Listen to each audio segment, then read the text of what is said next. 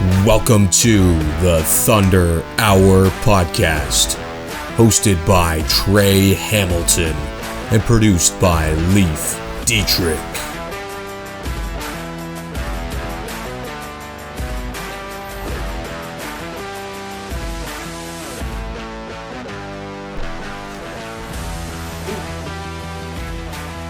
Welcome back to Thunder Hour. This is episode 9, a very special episode indeed. It is month-end episode for Thunder Hour, so a lot to discuss today, a lot to recap. There was good, there was bad, there was ugly, there was really good. We have displayed here for the fans Curtis Christo's Hockey Fights Cancer jersey. We had a great night for Hockey Fights Cancer, even though on the scoreboard, it wasn't necessarily the best of nights. Stratford took that game 5-0. But you know what? After the game, the guys got together. We helped out a great initiative in Hockey Fights Cancer. Leif picked up a couple jerseys. Myself and my dad picked up a couple jerseys. It was all for a really good cause, and we have them here on display. Really nice, sharp jerseys, as always. And that's kind of the plan from now on. We're going to have a jersey on display. We have lots of Thunder jerseys, T-shirts, merch. So we might as well display what we can. But yeah, welcome to Thunder Hour episode 9. This is, as I said, month's end episode. Leif, how was the month of November for you, sir? I think it was pretty good. I think are we talking about already the record that we had, or are we going into that yet? Or yeah, we can. Well, we'll start with first of all. I just wanted to apologize to the fans. We had some issues last week. Some things going on. So we weren't able to produce episode 9 last week, so this is episode 9. Theoretically, based on the weeks of the season, this should be episode 10. But unfortunately, things happened last week. We were unable to get a recording done. So we're busy guys. We're not going to sit here and spend the whole podcast saying we're sorry, but we're doing our best. We're doing what we can. We'll still get it out. And we'll get every week for the rest of the year out as long as things don't come up like last week. Because like I said, we both work full-time jobs. We're both busy guys. He works rotating shifts, so just trying to fit everything in, getting players interviewed, all that stuff. It's difficult to achieve every week, but so far we're 9 for 10. So you know what? I'll take that. That's a 900 save percentage. Matt Sagrot, get back on track, buddy. You'll be there soon. I'm just kidding. That's brutal. That's brutal. Had to give it to Sags there. But he's the one who hates on himself the most, and you know what? Every goalie is their biggest critic. But yeah, let's not get too sidetracked. It's month's end, so the plan for the show today, we're going to talk first things first. We're going to talk about the game against Dal High. The second one or the first one? The second one. So we'll talk about the game that just happened last week. That's chronologically where we're at now. Okay. And then after that, we'll jump back and look at every game of November from the Thunder. We'll break them down one by one, just quickly, not go into super detail, who scored when, power plays, penalty kill. Just recap game by game. And then, we'll go from there to talking about leading goal scorers, leading assist getters, leading point getters, etc., etc. You get the drift on that. We'll go into players to watch for the month. We'll break down our upcoming game this weekend. And then we'll talk about the month ahead. So, Thunder play 4 games this month. So it'll be a busy month again for the Thunder, once a week. There won't be any back-to-backs this month, but we'll get more into the back-to-backs in January. But that's for the end of December episode after we hopefully beat the crap out of Woodstock in Tillsonburg on the 23rd. That we will come to you guys because the Thunder have an off week in between Christmas and New Year's. So the Thunder play the 23rd, and then they're off for a week and a half, 2 weeks before they actually do come back. So it'll be good for us to be able to get an episode out during the holidays. Maybe do a little funny thing, have Mike Hawley and Bill Ryan, whatever. We'll figure something out. We're good like that, just, kind of improvising on the spot. And then we'll make our monthly predictions. We'll give you guys the players to watch for ourselves for the month. And, we have a couple other things to talk about that we'll get into detail later on in the show. And then we'll also get to our special guest star. We'll line up who's coming on. And we'll also shout out our lucky guest winners on Facebook because there were, I believe, 5 of you who correctly guessed on who would be on the podcast. So we'll congratulate you guys, shout you out by name, and then we'll head to our interview and conclude the episode there. So that's a little brief outline of how things are going to go. And we'll start it off with the Thunder 8-5 win in Delhi on Saturday. So we're contemplating putting a highlight package in or not, so I'm not going to shout and say that we're going to jump to Domino's Pizza highlights just yet, because we're not 100% sure if we're going to have the time to actually put the package together. Yeah. But if we do have Domino's highlights, this is where we will make a jump cut. And if not, we're going to come right back and we'll just continue on with the show. So, theoretically, these are Tillsburg Thunder highlights brought to you by Domino's Pizza.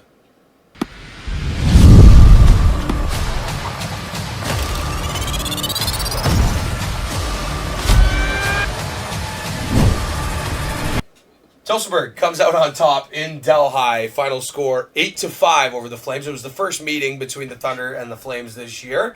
Leif, before we get into the score sheet, what were your thoughts on the game? I know you had a pretty good seat and you had a lot of fun at the game. What were your thoughts? It was a pretty good game. It was high scoring. It was physical. Mm-hmm. There's a couple of, I think it was actually only one Delhi guy. He played like 58 minutes. Yeah, Josh LaBelle from the SP and the FPHL. Yeah. Bro did not leave the ice. We were chirping him. The only time he left the ice was when he got a 2-minute delay game penalty. Like, he was out there for almost the whole game. I didn't see him on the Tuesday night Norwich practice in Delhi, though. That's kind of disappointing. No, come on. I'm just kidding. You got to call him. You got to call him and say, hey, LaBelle, get out to practice. But overall, both of us, I thought it was a pretty good game. Yeah, I thought it was too. We made a lot of noise. There was, should we talk about that? Or? Yeah, the air horn? Oh, yeah. Oh, yeah, the boat horn. So it's a boat horn attached to a drill, and all you do is just press it. I will have it at all the home games, and possibly your friend Eric / my friend Eric. I don't know why he's at ours. Anyway, our friend Eric might have one too, and we might go on opposite sides of the ring. So I might be on the opposite side where the opponents would be. Yeah. In the first period and third period, you know what I get. Far corner. Just the far corner that I don't usually sit at, so I'd sit at the other far corner. Anyway, so it's loud. It's loud. It's awesome. Fun. Players loved it. Yeah, we bring our own goal horn. Oh, yeah. We bring our own goal horn on the road. We're trying to take steps. We're trying to take initiative. We're not trying to piss fans off, although we definitely did piss a few fans off. Nobody likes seeing the road team come into their building with a goal horn and celebrate their goals, but in fairness, Delhi, if you don't want to hear our goal horn, don't give up 8 goals. So that's what I'm going to say. We do it for our guys. We do it for the players. We don't do it to piss fans off. We do it because our players are a great group of guys. They want to hear noise. They want to hear us be engaged and energetic. So we went out as a team, as a group of guys. We bought a couple of boat horns, and we have a couple of guys who know what they're doing with basic electrical work, and we rigged a couple of boat horns to a couple of drills, and to be honest, we blew the horn 8 times, and that one drill battery was still going strong. So I was not anticipating it to work that good, but yeah, it's a really cool invention, so to speak, that we've made. And I know Brian has talked to me as well. He's bought these things. You can find them on Facebook, a couple other places. They're called Loud Cups, and there was a hockey dad who invented these things, and basically what it is a large tumbler style cup, and you can put a drink in it. You can put whatever. Don't tell the arena, it might be beer. Whatever is in your cup. Doesn't matter to me. If it's a 7 a.m. game at your kid's tournament, it might be coffee.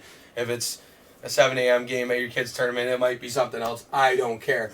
What I care about is that at the bottom of the cup, it has a noise-making part of it, so you blow on the straw, and it makes like a horn-type noise. Yeah. So Bill ordered 3 of them to test them out. We're also working on a few other things for noise making. We want to do a potential giveaway. It would be sponsored by us. So Bill and Mike, if you guys get the checkbooks ready, we were able to find a 50-pack of Thunder Sticks on Amazon for $20. So ironically, they're called Thunder Sticks as well. Now, I personally volunteer Mr. Mike Finley and Mr. Andrew Topsel to blow them up. Because they have to be blown up, you could do it with a pump, but you could do it by mouth. I think Tops and Big Finn are our 2 targets for that. Maybe Nautter can throw in there too. But yeah, you blow them up. You bang them together. They're given away at a lot of OHL games, things like that. They come in black and yellow, so you can put your own team logo on them, but that's an extra like $30. Not worth it unless like I said, Bill and Mike want to get the checkbook out. We'll have a discussion. But yeah, we're looking at doing things like that to get the kids more engaged, get the fans more engaged. So when you come in, we'll make an announcement here on Thunder Hour. We'll get the team to announce it on Facebook through guys like Paul Costa.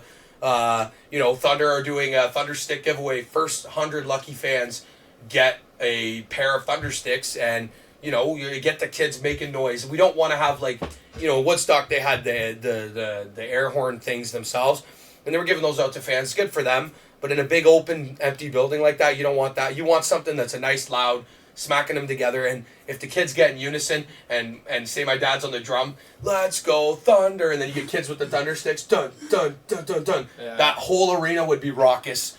Like I said, you can get a 50-pack of them. I think Alyssa and I were able to find a 100-pack of them for like $35.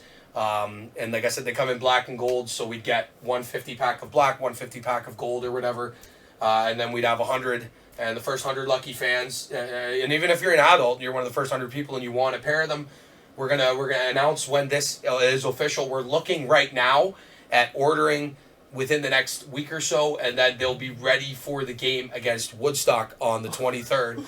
Attaboy Zerzy, we're gonna be making the noise. But no, that's the plan right now. So we got the loud cups, we got the boat horns.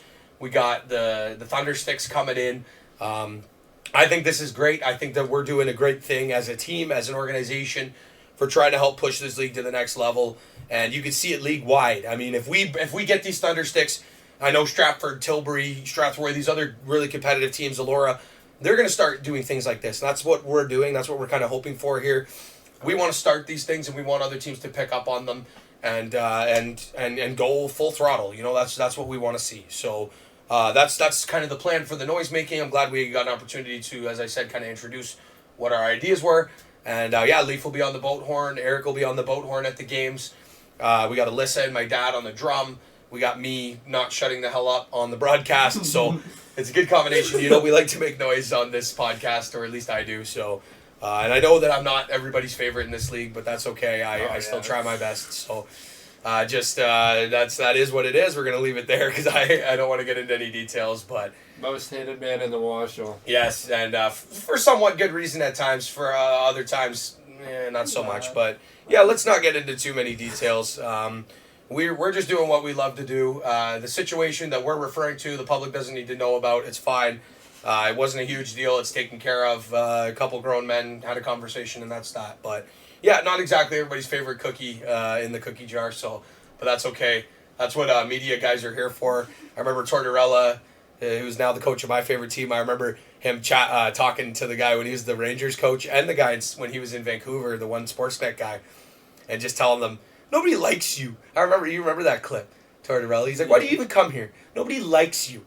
He's like, get the hell out of here. That's what media guys are here to do, is piss people off. So I'll be a little more professional about it, though, as I go in the future. Let's just say that. So, that's that for the little blurb. Let's get right into the game. Oh, yes, the game. There was a game. There was a game. Well, there was actually 6 that we have to talk about. But that is correct. Let's just talk about the one that happened last Saturday. As I said, 8-5 win in Delhi. Let's recap it. So, first period, Delhi opens the scoring. It was a very good player. Chris Martin, assisted from Glebowski and Gustafsini. Gustasani. Sorry if I got your name wrong there, man. But yeah, Chris Martin got his 11th of the season to open the scoring for Delhi. It was a tough goal. He was wearing number 3, by the way, Leif, just in case you were wondering. I mean, he was all over the ice, as you'll find out, based on these numbers. But Martin had a good contest. Opened the scoring. Now, for the Thunder, it was Jesse Raymond's first game back. So for those of you who don't know, Razor was our starting goalie a couple years ago. Him and Sagrad split the net last year. Razor came in the Tilbury series and had an angel on his shoulders carrying us through that series. It was incredible. But yeah, Razor's a great guy. He's kind of our 1B, 1C right now because we have 3 starting caliber goaltenders on this roster with Sagrat, Raymond, and Andre Waugh. But yeah, Jesse, they wanted to get him some game time. They wanted to get him in there, see how he handled. So in the summer of this year, he suffered a foot laceration, an injury to his foot. And it was very serious. He had to get surgery, pins. It was crazy. Pins and needles, like, it's real. I'm not talking about the feeling in your foot. I'm talking he literally had pins and needles in his foot. But Razor came back a lot earlier than expected. Initially, I believe the plan was from the team to have his first start be the game against Woodstock on the 23rd. But he was able to get in there in November, a month ahead of schedule. Good for Razor. He came in, let up a couple shaky goals because he hadn't played in a while in the Washel professional hockey. It's not easy. It's not like he's coming out playing beer league or pickup. He jumped into a Washel game, and I thought he played really well outside of a couple goals. But what he's supposed to do, right? That first one, he told us the story. Chris Martin has a great wrist shot. He was kind of anticipating high glove, high blocker. And we know Razor has a great glove hand, dude. Like, nothing gets by his glove hand. But anyway, Razor went down and left a little gap in the 5-hole, trickled through. Bang, 1-0 for the Flames. But it didn't last long. Thunder answered practically a minute and a half later, like they like to do. We got our first blow of the goal horn. Shout out to... Wasn't me that time, no. No, it was Bolt. Yes. We're not going to give the identity of our mascot away, but he was there, just not in costume. Yep. And he was the one who helped hook us up with the goal horn. So he got the first blow. Spencer Hutchison got the horn going, his 7th of the season, assisted from who else? Mitch Fitzmaurice and Jamie McQueen. I think I've heard those 3 names on goal calls quite a bit this year. Yep. Hutchison ties it at 1, and then shortly thereafter, Thunder go to the power play. And Barletta gets his first of the year. Finally, Barzy's been hunting for one. He's been missing. He hit a couple posts. He got a nice clean look in the slot on the power play, made a nice move. Got his first of the season, assisted from McQueen and Thompson. So there you go, 2 goals in. Jamie's already got 2 points. Barletta gets his first of the year. Hutchison gets his team leading 7th. Thompson gets in on the scoring as well. And then, just a couple minutes left in the first period, one of our favorite Thunder players, Mr. Kyle Brzezinski, as you know. Brzezinski is laying the rights. We got a Donnybrook. One of our favorite guys. Brzy is hilarious. Always makes us laugh. And he's a hard-working player, man. He got put up on forward. And Brzy told us when we first met him this year in the preseason that he's a forward/defenseman. He can play both. I've been very comfortable with him and Wyachek playing defense. But they slid him up on the 4th line. They didn't get a lot of ice time. We're talking 3 to 4 minutes for the whole game. None of them complained. They went out there. They did their job. And hopefully we can work on that. Hopefully we can start getting those lines moving a little bit quicker. Hopefully the guys can discuss that or whatever the issue is there. I don't care. It's not my role. I'm a broadcaster and a podcast guy. But yeah, beside the point, Kyle Brzezinski got his first career Western Ontario Super Hockey League goal. Assisted from Derek Slock. Congrats, Breezer. So now he's off the schneid. We already got Bakes. We got Forsyth. We got him. And we got Brzezinski. And we got Wyachek. All of our rookies that are actual rookies. Like, we consider you a rookie. Like, Coots and Thompson, they're Washel rookies. They are 30 years old, and they came from the Eastern League. I'm talking rookie to me is when you just leave junior. You're 21, 22. You don't want to give up on the hockey dream, and you come straight to a league like this. And that's what Bakes, Forsyth, Brzezinski, and Wyachek. That's basically like the draft class for the Thunder. We don't have a draft in the Washel, but GMs try to sign young guys right out of junior, and Bill Ryan is one of the best in the business because he tells his guys, get the word out there to vets guys, merchants guys, Cambridge Redhawks, so those kind of guys. And at the end of the day, it pays off. We got all of our rookies on the board this year so far. Those guys, like I said, I consider them the true rookies of this team. I know Josh Van Biesen is another young guy. He's only got a couple games under his belt, but he's also young and fast, and we're looking forward to seeing what he can do. But yeah, the core 4 rookies, Wyachek. Core 4? Yeah, we'll call them that because he's a Leafs fan. Wyachek, Brzezinski, and Baker and Forsyth, they have been contributors through and through. And yeah, they've made an impact so far. And Brzezinski, congrats on your first career Washel goal, dude. We're really happy to have you on the team. So that was the end of the first period. We jumped to the second. Delhi strikes quickly back to back. Chris Donnelly gets his 5th of the year, assisted from Chris Martin and Glabowski. So now Martin, Glabowski, and Donnelly all on the board. Those are the big 3 really for this team outside of LaBelle because he doesn't come off the ice. So that would make it 3-2. Congrats, Donnelly. I know he plays beer league with Sags. They're on the same team. What are they called? The Jaybirds in Hamilton. Something like that. Check them out on Instagram. They have an Instagram page. I know our former player Zach McQuaid's on that team. They seem to have a lot of fun for a beer league team. I want to go. I told Sags I want to go down and make a trip down to the Hammer and watch them play a beer league game. once I'm off on a Tuesday night. It would be awesome to see. But yeah, Donnelly got his 5th of the year, assisted from Martin and Glebowski. And then Delhi would tie it. Former Thunder, speaking of former Thunder, Jack G got his 2nd of the season. It was assisted from Attridge, and I believe Jack G got his 1st of the season in Tillsonburg a week before this, it was last Friday. So last Friday from this podcast. So Jack G's got 2 goals on the season, both against the Thunder. Goes to show when you switch teams, sometimes it gives you that extra fire right under the belt. So G from Attridge, 2nd of the year, tied at 3. But it wouldn't last long. Thunder get the puck in the Delhi zone, and we were down on that side where we were sitting. The Thunder shot on our end only once during the second period. We were down on the Razors' end, as we called it. Jesse was down on our end for 2 periods, but Tillsonburg did get a couple of goals while we were on that side. Austin Forsyth got his 3rd of the season, as we were speaking of Forsyth and the rookies. There you go, back-to-back Thunder goals scored by rookies. Forsyth got a pass from Geldart, who had it played to him from the wall from taps, and Forsyth shot it at the net. It deflected off, I believe it was LaBelle or Martin, one of those 2 big guys, because they're both like 6'6", and they weigh about 180 pounds combined. They are big, and they look scrawny. But trust me, they can still hit, and they can skate. That's the one thing about those 2. They can skate, and they don't come off the ice. One of those 2 got a stick on it. It went up in the air, and the Delhi goaltender couldn't find it, and it hit the crossbar and went in. It was weird. But as weird as that was, we flipped it right back the other way, because here comes Delhi. Donnelly makes a pass to Attridge, who takes a shot. It goes off the crossbar, way up in the air. Jesse's looking for it. We're all looking for it. It comes down, hits Martin somewhere on his body, and goes into the net. And a couple of us were arguing goalie interference. Razor was arguing it.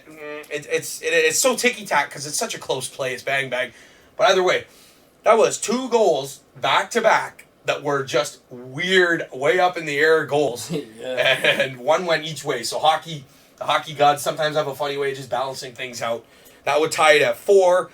And then with 16 seconds to go in the second period, one of our favorites here on the show, a guy who you're going to hear a little bit more about later on in this podcast, Mr. Chris Nauts on the power play, got his 2nd of the season, assisted from Kane Geldart. Geldy's having a great year. But yeah, Tillsonburg would go into the 3rd period with a 5-4 lead thanks to Nauts with his last second goal. 16 seconds to go. Last-minute goals are always huge. They kill momentum for one team.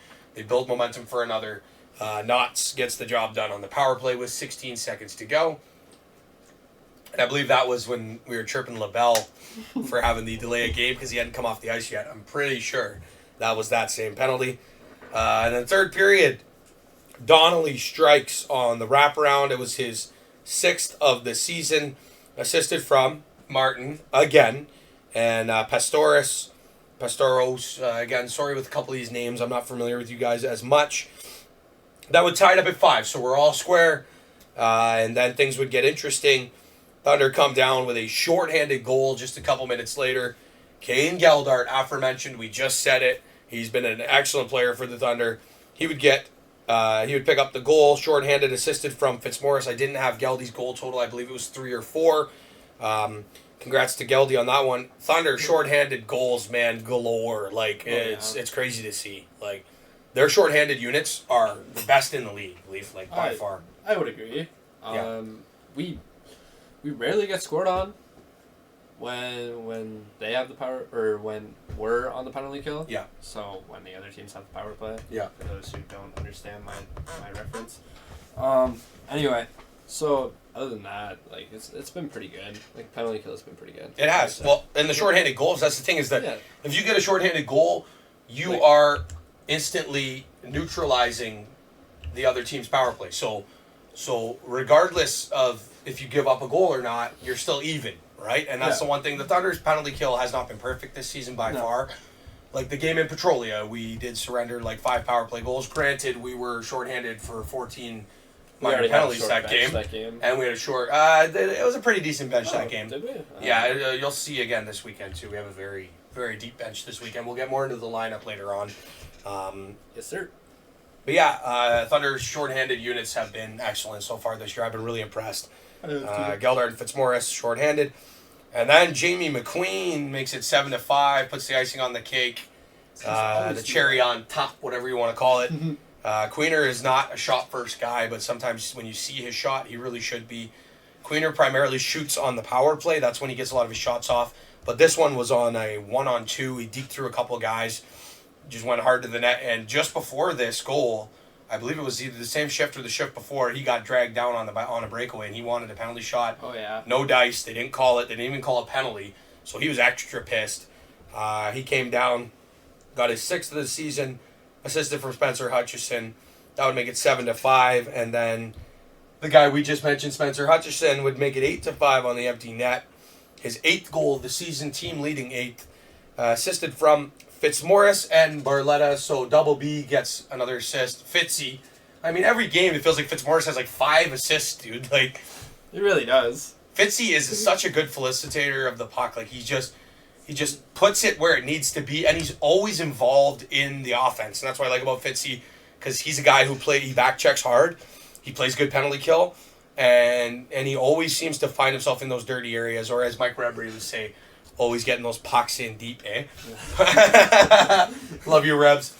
But yeah, Hutchison from Fitzmaurice and Barletta. That would conclude matters in the contest. Leaf, I know you're going to struggle with that one. Oh, I have no idea how to pronounce his name. Is Ode Vachar. It's like a French name. You got name. it.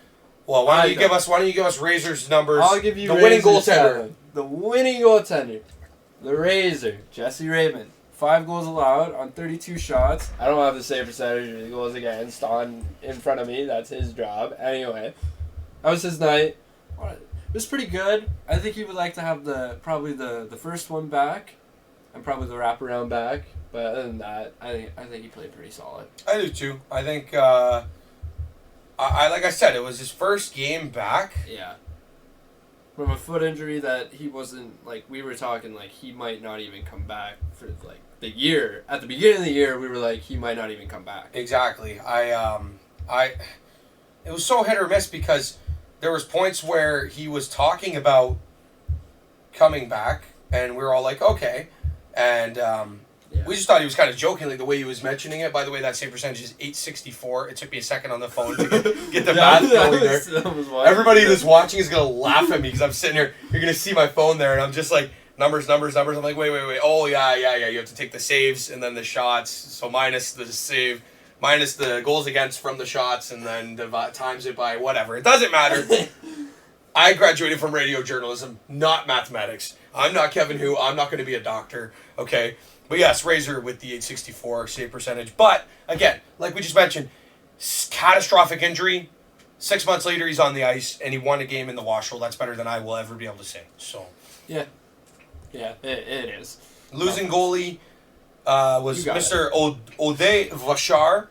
I believe it's French. Don't know. Bonjour, je m'appelle Leif. Yes, that is as extensive as the French gets with Leif. 7 goals against on 34 shots. Actually, sorry, that was supposed to be 33 shots because the Thunder had a shot on the empty net, and that doesn't count as a shot on goal for the netminder, obviously, because he wasn't in the net. So, 7 goals against on 33 shots. Yes, sir, I know. I'm well aware. I'm a Flyers fan. We give up a lot of empty net goals because we're always losing. So, sorry, Finn. I don't know why we have to be a fan of an NHL team that's always 500. It's not fun. Whatever. We'll move on. Thunder improved to 8-2 on the season. Delhi falls to 3-6, including 2 losses at the hands of the Tillsonburg Thunder. By the way, Tillsonburg has 2 set rivals by the league. First rival is the Petrolia Squires. I agree. The Thunder are 2-0 against the Squires. The second rival they have are the Delhi Flames, and the Thunder are 2-0 against the Delhi Flames. So in rivalry games, so to speak, the Thunder, which is designated by the league, we're not making this up. I think our biggest rivals personally are Stratford and Tilbury, but we also always lose to them. So how much of a rivalry is it? Anyways. In league designated rivalry games this year, the Thunder are 4-0. So hats off to the boys coming out in these big moments, games of the week, things like that, and picking up the wins. 4-0 against rivals. So that takes care of that. Once again, Thunder are 8-2 following that contest, hoping to be 9-2 after what will be tomorrow, Saturday night. So why don't we talk about it, Leif? Yeah, why don't we talk about the game? Excuse me. Do you want to start or you want me to go? Go ahead, Leif. Why don't you line up this week's game? What's so special about this week's game? Oh, yes, that's a very good question. It is Teddy Bear Toss Night in Tillsonburg. Let's go. And it's one of my favorite games to ever go to, especially as a kid. You always bring a teddy bear. Bear. Oh, dude, there's going to be hundreds of teddy bears on that ice, man. Oh, yeah. And even, like, I've been to a couple of games where, you know, the home team doesn't score, and it's just in the third period with a minute left, all the teddy bears start flying on the ice. Yeah, don't worry. I don't think we're going to have to worry about that. No, we shouldn't. Anyway. So. Depends on who's starting in net for Strathroy. Yep. Oh, yeah, that's who we're playing. Why don't you talk about who we're playing, Leif? What's their record? We're playing the Stratford Jets. Strathroy Jets. I pulled the Treh Hamilton, of course. Anyway, they are 7-5. They have played 12 games this year. I think they've had a few back-to-back. I think they've actually played every single weekend. Yeah, they have. I'm not wrong. They haven't had a weekend off. We haven't either, but they've played a couple of back-to-backs, as you said. We've only played one back-to-back so far, I believe. We played in Petrolia. Oh, yeah, you're right. Yeah, because we had a Friday Petrolia, Saturday Orangeville, and then we had a Friday Delhi, Saturday Stratford. Yep. Almost said Strathroy there. Almost pulled a Leif Dietrich. Almost pulled an LD Smooth. And I'm not talking about a cigarette here, so. Thunder don't like the Jets, Leif. You weren't there for much of the playoff series, but you were there for game 4. The one they won. When we went into their building and sang, na na na na, na na na na, hey, goodbye. That was so much fun. There were some cheap shots in that game. It was Thunder just exploded. Like the series was tight. JB wins game 1 in overtime. Thunder lose game 2 4-2 or 4-3 in that area. Thunder come out, win game 3 tight, and then come out game 4 in Strathroy, and it's like 7-0, like that, dude. And we were dancing, we were feeling good. The drum, by the way, that was the road debut, the official road debut of the drum, and also the first time we've ever sang na na na na.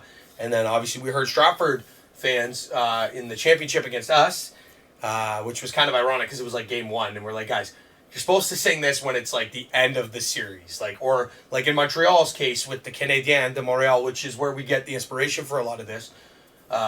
Is they sing it if there's a big fight in the playoffs, or if the road player gets ejected for a hit from behind or something. When that player's leaving the ice, being escorted off, they start singing na na na na, hey, goodbye. Or like I said, in the last minute, when it's a game clinching, game 6, 7, 5, whatever it is. That's when you're supposed to pull that out. Just a word of advice, guys. Yeah, never sing na na na na in a regular season game. Yeah, which you also did. Did against Petrolia last week. Yeah, interesting. Why? I don't know. I'm not going to have any more to say about Stratford because everybody knows I don't like them. I'm verbal about it. They don't like me. They're also verbal about it. But they're passionate. I respect it. That's the thing.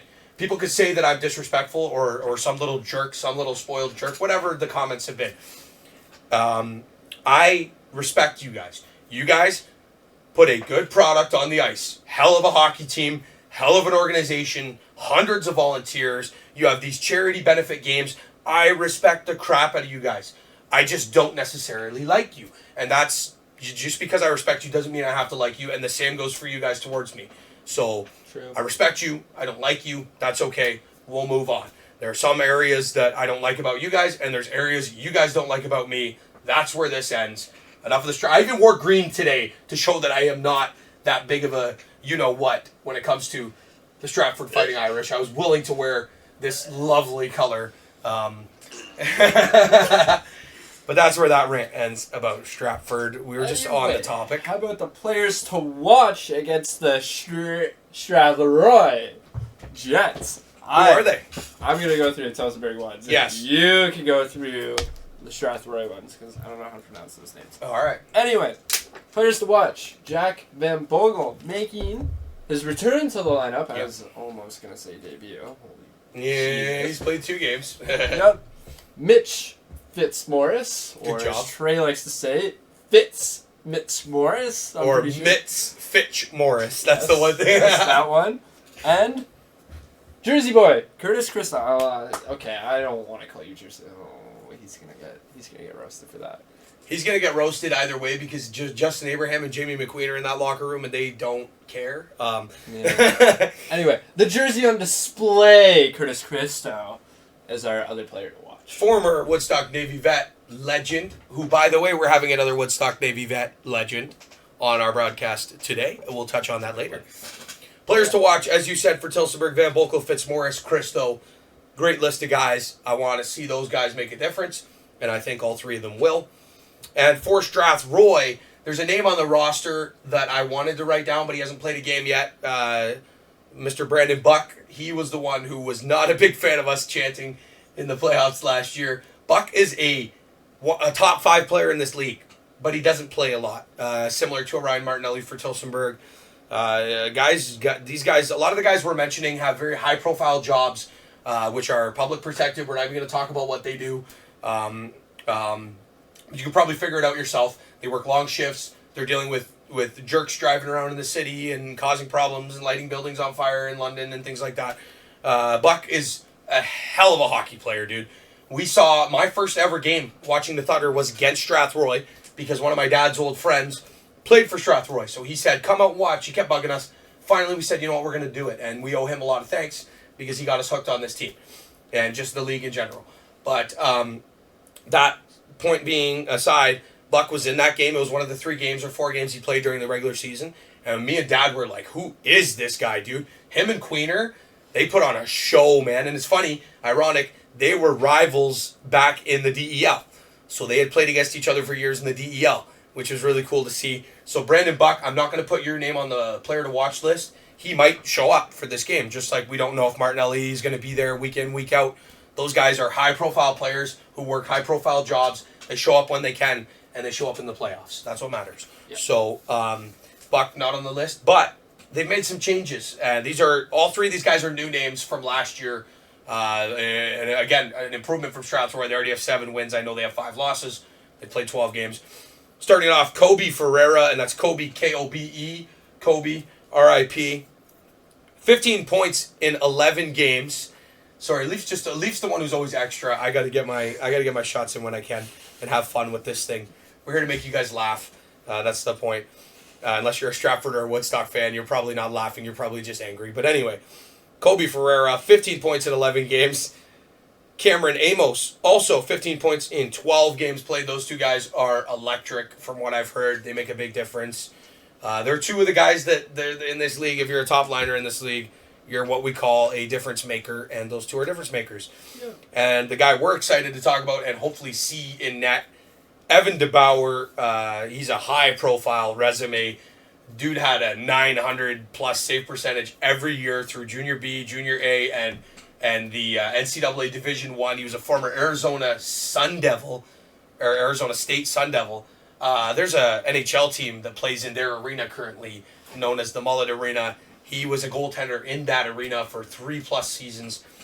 He currently has a 934 save percentage to lead the league, by the way, in 7 starts. Good luck to the Thunder if he's in net. He seems to be a heck of a goaltender. To put up a 900 save percentage in this league is difficult. To put up a 930 in 7+ starts is outstanding. So, oh boy. Evan DeBauer, a guy to watch. I don't know if he'll be there. I'm hoping he is. Again, he's only played 7 of their 12 games. So again, senior hockey, guys can make it. Sometimes guys can't. DeBauer, we hope to see you. This is a rivalry game. This is a high-flying game. This is a one of those important games standings-wise, because Strathroy is right behind Petrolia and Tillsonburg in the standings. So this is a huge game for them as well as a huge game for us. So hopefully the best players can come out and play. That's kind of all I have to talk about on the game from the breaking down players to watch and stuff. Leif, what do you want to add? What are you looking for from the Thunder in this game? Because if you remember correctly, our last home game, we got shut out 5-0. What's the recipe to not see that again? I would like not to get shut out in our home building again, especially since we made a new goal horn. Yes. Like, not including the boat horn, that's new too. Like, we want to use that too, but we want to use our own, like, goal horn in the arena. Obviously, I would like to see more of our offense, more about our defense too. Like, I don't like giving up 5. One was an empty netter, but still, like, I know, like 4 It was a goals. 4-goal period. Exactly. Yeah. 5-goal period, 4 because of the empty netter, but Stratford had 4 goals in the third period, dude. Like that's... You can't give that up. Yeah. Yeah. I would also like to see more line changes, to be honest. I don't know why we seem to replicate what the Leafs do, but they actually win games, unlike the Leafs, although the Leafs, whatever. Enough about the Leafs. I know what you're saying. Although they've only won like 4 regulation wins. Yeah, the Leafs have the most shootout wins in the league and losses this year, which is interesting. Leafs. Seems like every Leafs game is in the shootout. Every score I look back on. But Tampa won the Cup the year that they did that. Vegas just won last year, the year that they did that. I don't know if it's the recipe to win the Stanley Cup. 1967, my friend, I will just remind you. I do agree, though. Let's get those lines changed quick. Yeah, like let's play all 4, preferably too. That's another takeaway from the Delhi game. Like, we have a good first line, second line, third line, fourth line. Like, we should be playing. We have the deepest team in this league. We are. Far, dude. Easily. Okay, so what we're going to do now... we're going to talk about our lineup? We're going to break down the lineup, and then we're going to make our predictions for the game. Yes. Excited to see this lineup. Now, this is not official, as I tell you guys every week. We get the lineup when you guys do. I got the lineup a little bit early this week, but some guys might have a last-minute thing come up, and they might not be in there, so don't take this as gospel truth for who's going to be out there. But, for now, this is what we're expecting to see. Let me know what you think of this lineup. First line, Thompson, Rebry, Kudo. Wow. Second line. And again, I put quotations because all these lines could be first lines in this league. McGuffin, McQueen, Whalen. I like that one. Wow. That's also considered a first line. There is no first line on this team. Hutchison, Roberts, Fitzmaurice. You can argue that's a first line. That is a first line. Hutchison, GOJHL, 4 years, captain, St. Thomas Stars, scores almost every game. Fitzmaurice, also, 5 OHLer. Assists, 5 assists a game. Just yeah. Casual. Yeah. Former Niagara Ice Dog, Kingston Frontenac, Roberts, same thing. Elite, high-level hockey players. That's our third line. That's why we said we don't label these lines based on number. There is no number. We're just telling you in order 1 through 4. Fourth line, Curtis Christo, Kane Geldart, Andrew Tapsel. Again, a very solid checking line. Geldart, former OHLer. So we have an OHLer on our fourth line. Again, defensively, Justin Abraham, Jamie Forsland. I've liked that pairing all year. Abraham and Forsland are good friends off the ice, and they play well together on the ice. Like some guys, even just guys who play pickup and beer league and stuff. You have 1 or 2 guys that you just have that chemistry with. Abraham and Forsland seem to have that chemistry. They're really funny. After hanging out with them off the ice a little bit, they are funny guys. Van Boekel and Wyachek. I like that pair because Van Boekel's offensive happy, Wyachek's defensive minded. I think that's why, because it originally was Van Boekel and Nauts. No, those 2 guys are both offensive minded. Yeah. Not a great idea. Van Boekel and Wyachek, and then third pair, Anthony Geldart and Chris Nauts. So when you have guys like Nauts, who's one of the leading scorers defensively in the league, on your third pair, again, we don't number this stuff. That's an incredible lineup. That's deep. I love to see it. Matt Sagrot, we believe, is getting the nod in net with Raymond backing him up. We can't promise any of this. This is just where we're guessing, so to speak. But it looks like a really solid lineup, dude. Geldart and Nauts are 2 really good defensemen, and these guys are on the, like I said, quote, third pair. With that being said, let's predict our scores for the game. I don't care if it's to Bauer and net. I'm still going to make my prediction. I'm going Thunder 6, Jets 2. Leaf, what do you got? I got Tilsonburg 4, Jets 2. I'm going to say it's a 4-2 game. And okay. The Bowers are I don't know how you put 4 on them. I'm going to be honest. Yeah, with a 934, but you know what? He might have a 934 because he's facing 60 shots a game and still giving up 3 or 4 goals, right? So goals against also plays a huge factor, which his goals against is like 2.5. So I'm just talking crap at that point. He is the best goalie in this league this year. Him and Polidori are running away with the stats. It's crazy to see. Yeah, I still think the Thunder are just better as a team. So I've said that every game except for Stratford and Tilbury. I said Stratford and Tilbury were kind of evenly matched. Petrolia, I think we're just kind of in their heads. I still think we're the better team in most of those matchups, but it depends on who shows up, who has the better game plan-wise. Because, as I said, Jamie Petrie, love or hate the guy, in Stratford, he puts a system together with his coaching staff, and his players buy in. And they make 30-second shifts, crisp passing, overload offense, overload back check, and it works. They win games. So, same thing with Tilbury. Block every shot. A John Tortorella mindset. Collapse around the net. Get sticks on the puck. Active sticks win games. Tilbury buys into that mindset. I still don't know what the Thunder's philosophy is. I don't know. I don't know what they're bought into. I'm watching. They look like a really good hockey team, but do they have that one thing that's going to take them over the top? I guess we'll have to wait and see. I don't know. We will have to wait and see. Because hockey isn't just all about skill. It's also about systems, positions, things like that.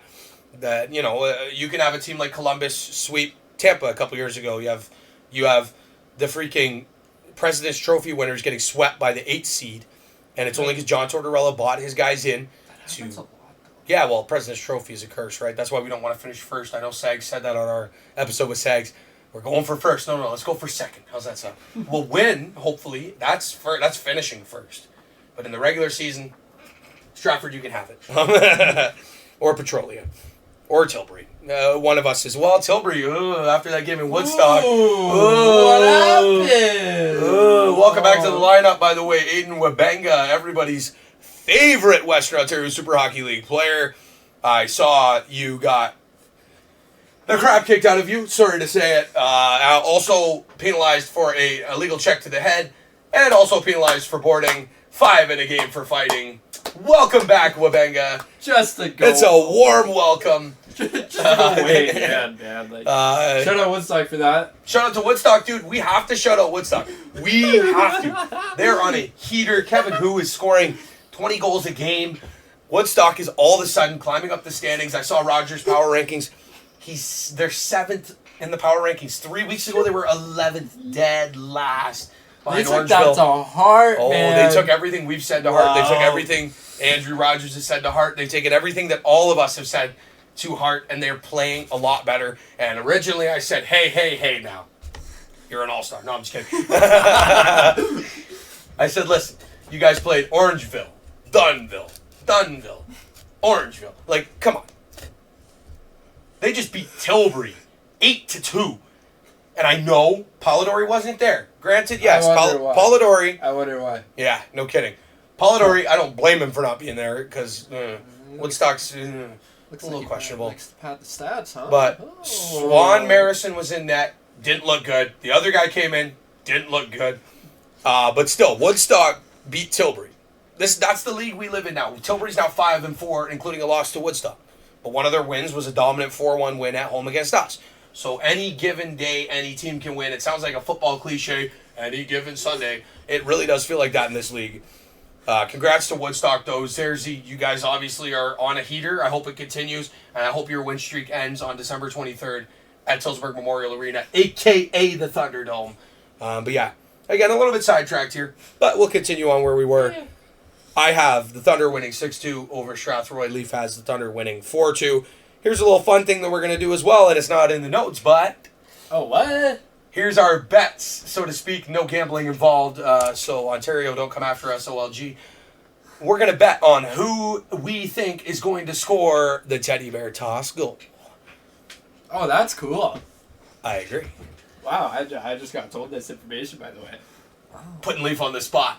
Leif, you're up first. Leif, out of the whole Thunder lineup, that's why we announced the lineup too, so we kind of know who we're working with here. Who do you think is going to score the Teddy Bear toss goal? Rebs. I want to say Rebs. I feel like Rebs is definitely going to score. Okay. I feel like, honestly, he's probably scored one in his career. I know Mike Finley has. He's talked about it, so... Is Finn in the lineup? No, Finn's away again this week. He should be back next week. Sweet. We got Leif calling Mike Rebry. You going to write this down? Should we shout out Razor for the goalie goal attempt, too? After Tristan Jarry showed Razor how it's done, I don't think we need to shout him out. Razor he actually sent it to me on Facebook. The Jarry goalie goal. He's like, it's coming soon. He's like, at least Jarry showed me how to do it. I was like, hey Razor, I can feel it. It's coming soon. There's been a couple this year in the NHL. I have. I think just random I have, for my bet on the Teddy Bear toss goal, I'm going with Andrew Whalen. That's a good pick. He's like, what, 1,000 goals in 2 games or whatever? Andrew Whalen has like 8 goals against Dunville alone in like 2 games. He's only played 2 games. Nice, played 3. Whalen's making his return to the lineup. We're really excited to see him. Wales, I got you. So make me a rich man. If we actually had a real sports book here, I would be counting on you, Mr. Andrew Whalen. We're going to make a Facebook post, and we're going to ask fans to guess who is going to score the Teddy Bear toss goal. And next week when we come back, we will review our picks as well as the fans. And we may or may not have a little prize to give away, a little something to the fan or one of us, whoever it is. That he's just finding this out because now that he's making big dollars, he's the one who's going to be paying for these prizes. Whoa. I know, brother. I know. Let's settle down here. Shout out Big Ham the Anyways. That's not a thing anymore. We will give something away to the fan who guesses correctly. As I said, we'll make a post on it on Facebook tonight, so it's Friday night, and we'll let the fans guess and make a bet. So we're at 51 minutes and 43 seconds, including an interview coming up after this with a special guest. But we have quite a bit to cover still. This might be Thunder 2 hours, ladies and gents, but we get off on a lot of tangents, and we're sorry. But you know what? I think it's entertaining product. If you're a guy who takes road trips and you're going, say you work a couple hours away or an hour there, hour back, this would be a good way to spend a couple hours, right? Just listen to us chat. Talk about your favorite local pro hockey team. Or if you're a truck driver or something like that, download the MP3 and give us a listen. I think it would be a good idea. But anyway, I'm not going to tell you what to do. Let's break down the month of November. Leif, why don't you give us our overall record for the month, our home and away records for the month. So the Tillsburg Thunder went 5-1 during the month of November. Almost forgot what month it was. You both says it right there. Where does it say? Oh, right there. Yes, okay, it's right in my notes. Anyway, our home record 3-1, and on the road 2-0. So I'm pretty sure we've only lost once at home and once on the road all year. Yes, sir. In Tilbury and home against Stratford. That's our 2 losses. Other than that, we've won every single game. Mm-hmm. I like kind of the way we played every single game. Minus the first periods, we always have, except Delhi game. Most of our first periods, our start, Tilsonburg, if you look at the numbers, we've actually given up the first goal more than we've scored the first goal. Oh, yeah. We give up the first goal against Orangeville. We give up the first goal against Stratford. Obviously, we give up the first goal against Delhi the first time. We give up the first goal against Delhi in Delhi. Yep. We give up the first goal against Tilbury on the road. Yep. We give up the first goal. In Petrolia, we were up 4-0, so we did not give up the first goal. But yes, it's been a common occurrence this season to start slow. Hopefully the boys can clean that up a little bit, figure that out. I'm going to switch over to this camera here, and I will give Leif a quick second to rest his eyes. I'll give us the breakdown of our leading scorers after the month of November, and then we'll switch it over to Leif, and he can give us the leaders individually in goals and assists. So, Thunder leading scorers after the month of November. Not a surprise on these 3 names. Leading scorer for the Thunder with 20 points in 10 games played, number 95, Jamie McQueen. And I don't know why I'm saying it like a public address announcer, but it's just fun. I'm showing that Woodstock Navy Vets guy how it's done. Oh, That's goal. No, I'm just playing. Anyway. Second leading scorer for the Thunder after November. And actually, he was held scoreless in 2 games this month. So it's cool to see him still up there. Coots did not have a point in Delhi or against Stratford. But Brandon Kudo has 15 points in 10 games. He's been exactly what the Thunder needed offensively. That extra spark plug. An awesome hockey player. Him and Thompson have a lot of chemistry. I think with Rebbery on that line. Because we originally started the season with McQueen, Kudo, and Thompson. And it was an overload, and it worked. But those 3 guys, they want to do their own thing on the ice. They have their own ideas, their own philosophies. And we wanted to spread the wealth a little bit. We wanted to move Queener down, move guys around here and there. We're not going to split up Kudo and Thompson unless one of them's not there. But Tomer's only not been there once, and Coots has been there every game. So, but yeah, I'm really looking forward to seeing them playing with Rebs. So we have Kudo, 15 points in 10 games, and then our third leading scorer, Mr. Mitch Fitzmaurice. I got it right that time, Fitzy. 14 points in 9 games played, including, I believe, 12 assists and 2 goals. So, Fitzy, wow. Fitzy, what a start to the season. He's always been one of my favorite Thunder players. And like I've told you before, we get the chance to actually play hockey with his dad, and it's a lot of fun. He doesn't, but it's because he works during the morning most weeks. But maybe we'll change that up in the next couple of weeks. But yeah, it's a lot of fun. We have a good time, and Fitzy, him and his dad are always good for a couple laughs. So Mitch Fitzmaurice, 14 points in 9 games played. He has missed 1 game. I hope the golf tournament was fun, Fitzy. Blame your old man for spilling the beans on that one. And then we have our team leaders in goals and assists. Leif, why don't you go ahead and tell us who our team leaders are in goals and assists? Should I go with goals first or assists first, sir? I like assist more, so I'm going to go with assist. Our team leader in assist, as just mentioned by Treh, Mitch Fitzmaurice with 12 on the year so far. He's been unreal. Oh. It literally seems like he has like 5 assists a game. Yeah, feels like it. Definitely should be like a... I know, he's a heck of a player, man. And our team leader in goals, including another like 2-goal game. I feel like 2 goals in Delhi. Yeah. I feel like he always has 2 goals every single game. Yeah. Spencer Hutchinson. Holy jeez. Leif struggled with that one. You got it out. How many goals does he have? He has 8 goals on the year so far. He's probably he might hit 20 this year. He's on pace for it. I would say he will do it.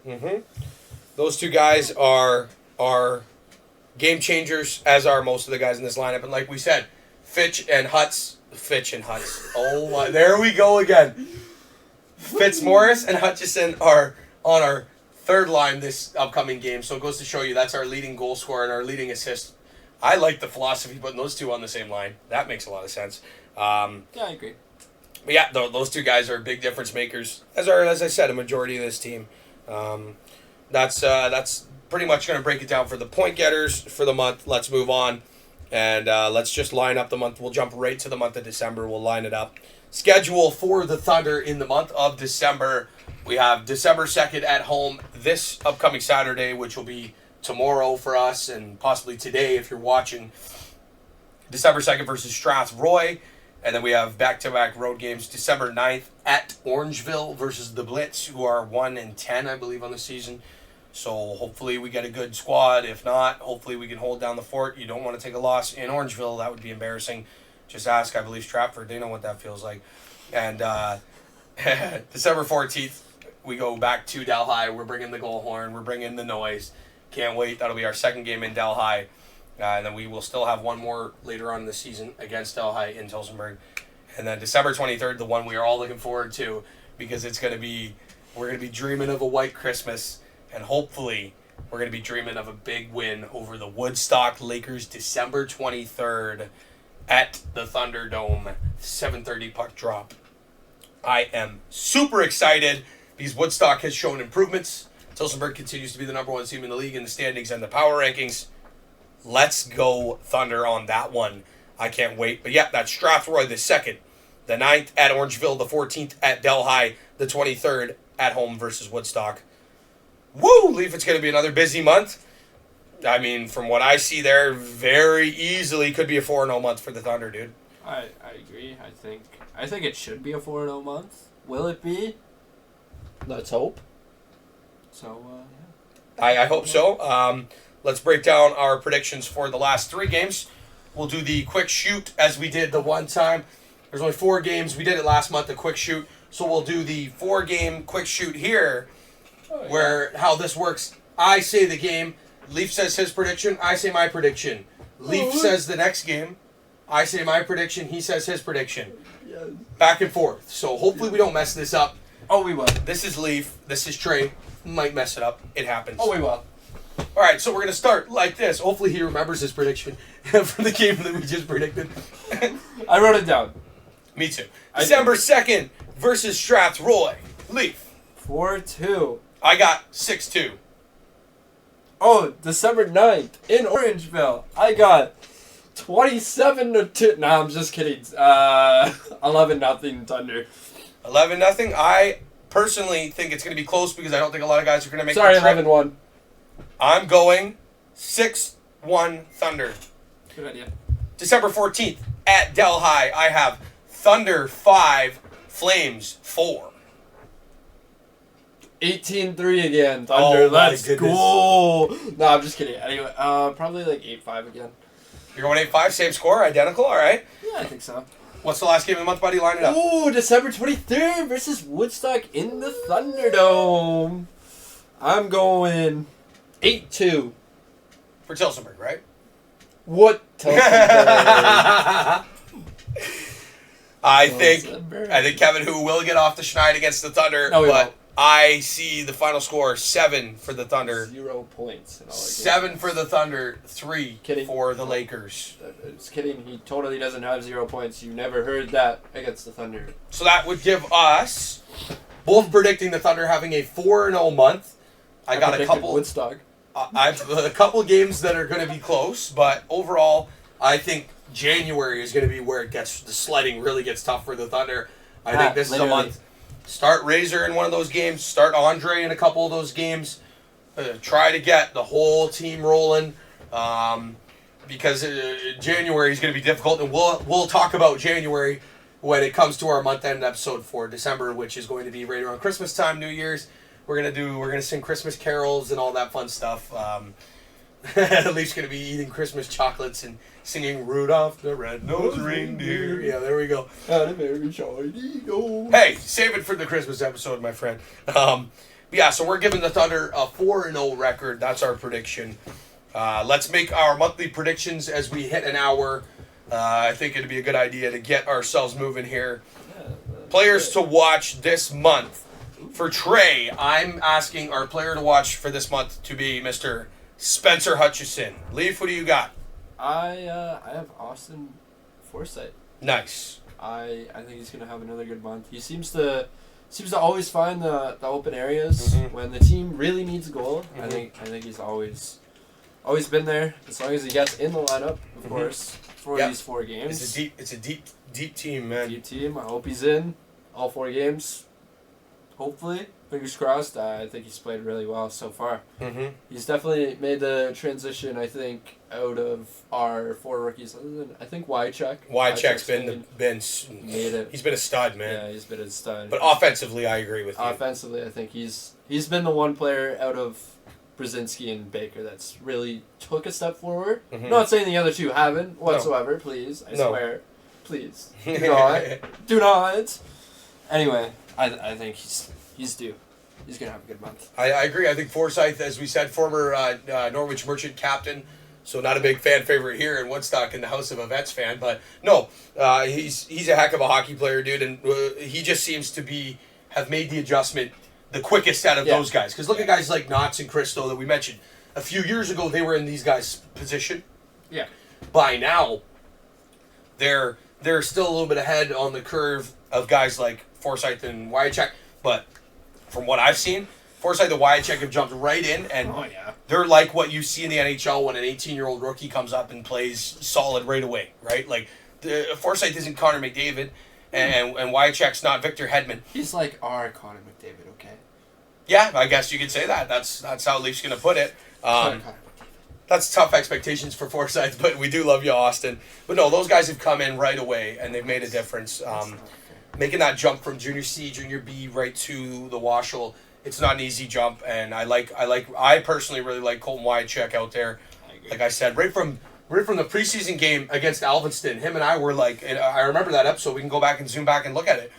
We were impressed with a couple of the young guys. I don't even know who you were talking about. Primarily being Colton Wycheck, and I don't even think I remembered how to say his name back then. And here he is, a steady defenseman, and we saw him and Brzezinski playing on the top pair in Petrolia in a 7-6 win. And those two, never was I worried. The puck was chipped off the glass, high off the window, good breakout passes, lots of block shots, physicality. It was a very solid performance. though the rookies are looking good for the Thunder is the moral of that story. So that's our players to watch. I'm going to predict for our monthly leading scorer, because that was players to watch. We're going to predict also leading scorer. Oh, are we? I am going to predict our leading scorer will stay the same as it's been for the last 2 seasons. I got number 95, Jamie McQueen. I got him registering 8 points this month, which would give him a total of 28 points in 14 games. I think Queener's on pace for that. We'll see if he can keep up.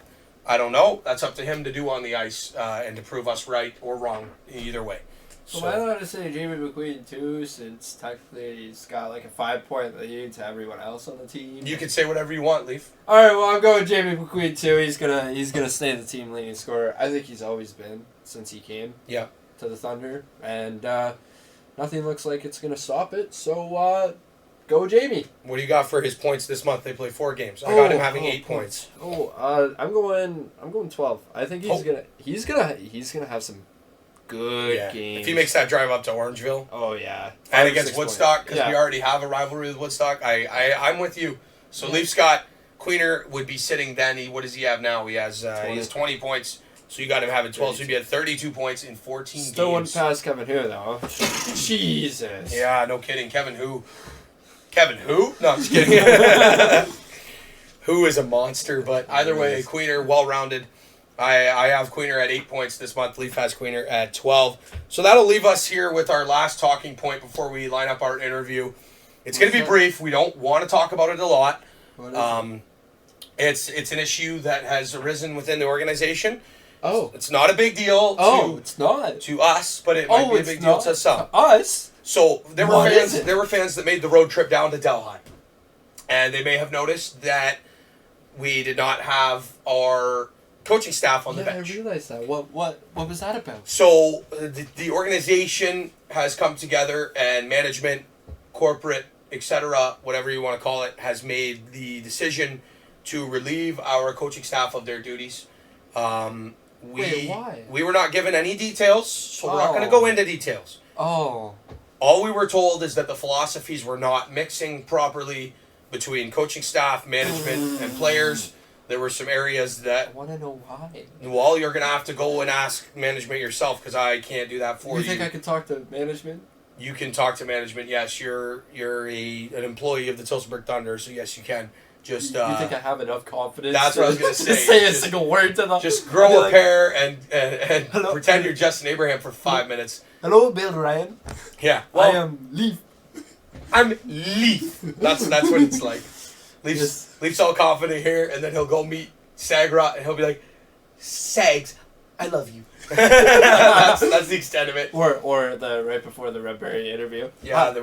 Hi, my name Leif. Yes. I got it out. I got my name. Yeah. Out. He was a little nervous, but Rebs is an intimidating guy, and he's our captain. So, but anyway, that it was an issue. The issue's been resolved. I wonder what it could be. We currently have no coaching staff. Oh. So we do have a volunteer coach. He thinks we're going to, good luck. I do not want to coach a group of grown men and try to tell them how to play the game when I'm a mediocre beer I would be like, put the puck in the net more than we give the puck to our net. Back check, forward check, pucks in deep, stop the puck, goalies, we're good. That's my philosophy. I think that would work. Well, they have to do it. So, but anyways, enough about the coaching change. We told a few people we wouldn't. We told a few people we would talk about it. It's none of our business. It doesn't matter to us. Should be. We want the team to win. You just told me I'm part of management. If that coach and that system wasn't working, obviously it was a little surprising because we started out the season with a 7-2 record. But didn't they do this last year? It was a little different situation last year. The Thunder started 11-1 and then went on a 5 or 6 game losing streak, and that's when the change came. But yeah, listen, stop talking about it, Leif, before I fire you from my podcast. Hey, it's mine. I'll just steal one of your webcams and do it in my house. I'll have the Kudo jersey. But anyways, enough. We're just on too much of a tangent here. It's none of our business. It's over now. When the Thunder hire a new coach, we'll announce that as well. I'm sure they will as well. But yes, for now, we're rolling with what we got, and we'll see. We'll wait for management to make an announcement. So, okay, it is time for our final segment of the evening. No, it's not. So it'll be about an hour and a half show this week. And if we get the highlights in, it'll be about an hour and 40. We have been teasing a special guest star, and obviously those of you who voted on Facebook already know at this point who the star is going to be. We'd like to welcome to the show in about 4 minutes from now, Mr. Chris Nauts, former Woodstock Navy vet. Nautter, I had the opportunity to conduct the interview. The interview was done prior to this filming right now. But yes, Leif was unfortunately not able to be there. He was at work, time constraints. It happens. We're grown-ups. As much as we might not act like it. I'm sorry, please forgive me. But we put up a Facebook poll asking the fans who they thought would be our guest star. So we gave a hint. We said this player had played previously local junior C hockey. That was the hint we gave. And there's obviously a few guys on that list that could have been who we were talking about. The list included a few names: Kyle Baker, Curtis Christo right here, Chris Nauts, Kyle Brzezinski, and Austin Forsyth were the 5 choices we put on the poll. We asked fans to vote, and we would give a shout-out to those who guessed correctly. We ended up finishing around 40 votes. And, yes, thank you, Thunder fans. You guys do a great job with our interactive stuff. Those of you who guessed Brzezinski, there were about 17 of you. I get it. You guys know we are big fans of Breezer. But no, it was not Kyle Brzezinski. It was not Austin Forsyth. It was not Curtis Christo or Kyle Baker. As I said, our special guest star is Mr. Chris Nauts. So, congratulations to those of you who voted correctly. Your names are such as followed. As we promised, we would give you guys a shout out on the podcast. First up, Mr. Matt Hoogstein, who is the first vote on Nauts. Congratulations on your correct vote. Miss Kiana Viola, congratulations on your vote. We have Eric Kerr as well, who's a big fan of the show. Shout out to you, Eric. Mrs. Taylor Tapsel, I almost said Miss. Taps would have kicked my... You know what. Put the bleep in. Mrs. Taylor Tapsel, congratulations on that vote. I feel like she might have had some insider information, though, so that vote might not count. We'll be in conversation about that at the next game. No, I'm just kidding. Thanks, Taylor, for voting. And Mr. Jim Talbot, who said he was very excited to see this episode. Thank you guys for showing us. You guys appreciate it. You guys are looking forward to the show. Shout out to all 5 of you guys who were able to correctly vote. And I'm sorry to the 18 of you who voted for Brzezinski. We will have Brzezinski on eventually, but this was just not the week for it. As I said, our budget's tight, and a guy like Kyle Brzezinski is going to cost us a couple grand to get on the show. So I'm just kidding. Breezer knows the cost. But anyway... Chris Nauts, our special guest star, coming right up here on Thunder Hour. This has been the first half of Thunder Hour, Episode 9. We thank you so much for joining us. And we're going to cut over to, as I said, our special guest, Mr. Chris Nauts. But not before Are You Ready, Leif? I am ready, Treh. Let's go, Thunder. Woo!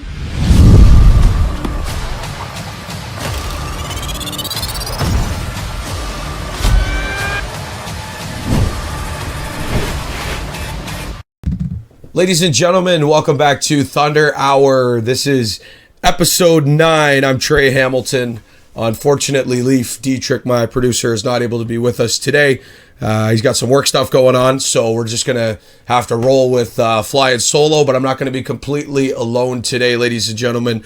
I'd like to give a warm welcome, huge shout out to one of my favorite Thunder players, a guy who's been able to join us today. Welcome to the show, ladies and gentlemen, Mr. Chris Nauts. Thank you. Thanks for having me. For sure, Nautter. Thanks a lot for being here with us, man. Beautiful day after the last couple snowy days, so I figured it'd be a good day to have a chat. And just to let you know, too, we did a vote on Facebook for fans to guess who would be on the show, and we just put together a list of some of the Junior C guys, because that was our hint. And Brzezinski got 15 votes, so the people were betting on Bersy, but I think they should have known all along it was going to be Nautter after, walking around with your jersey at the last couple of games. But all jokes aside, thanks a lot for being here with us. And sorry to the 14 or 15 people that voted for Bersy, but he's not a stud yet, so I don't think we're going to be able to have him on just yet. We gotta step it up and give it to the guys who deserve it first. Ain't I right there, Nauts?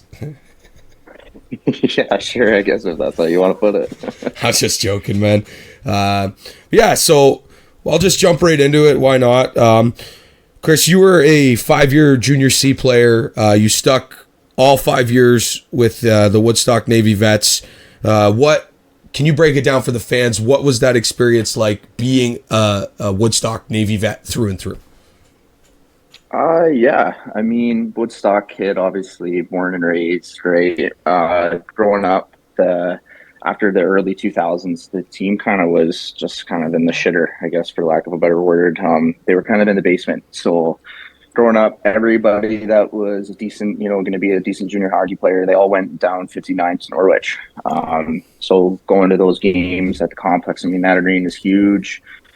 They had maybe, 200-300 people in there, and they went through multiple owners and stuff like that. So kind of when it became time for all of us guys that were in the 96, 97, 98 age group to start playing junior, kind of just took it upon ourselves. And I give a lot of credit to Bill and Adam Wallace and guys like Josh O'Leary, Trevor Rose, Stu Preston, and then, of course, Devin Young, who's still there.